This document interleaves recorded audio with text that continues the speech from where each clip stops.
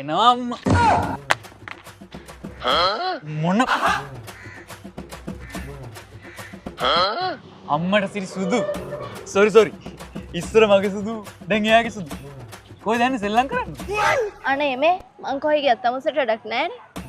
නෑ ඉතින් සෙල්ලම් කරන්න ඕන නම් මගේ හිත තියෙනවා ඒකයි. ඒ කාලේ නම් මගේ හිතත් එක්ක සෙල්ලම්නේ කරේ.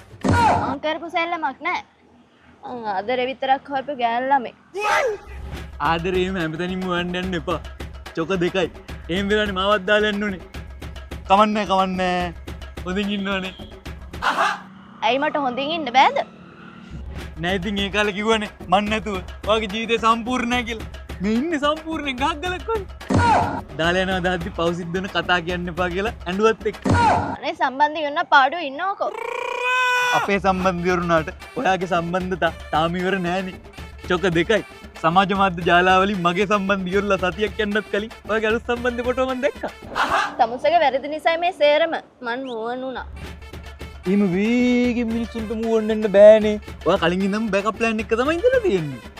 ඒ කියන්නේ ඒ කියන්නේ මේක තියෙද්දි උට මැසේජ් කරලා මේක තිබ්බත් නෑ වගේ කියලා උට හෝප්ස් දීලා ලව් එකේ මගේ වැරදි ටික විතරක් උට කියලා ඌ බාර ගන්න ලෑස්ති කියලා තේරෙද්දි මට පයින් ගැහුවා.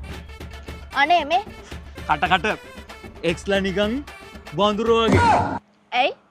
එක්ස්ලා සේරම වඳුරෝ වගේ බං. අලුත් අත්තක් අල්ලගන්න නැතුව ඉන්නත් අතාරින්නේ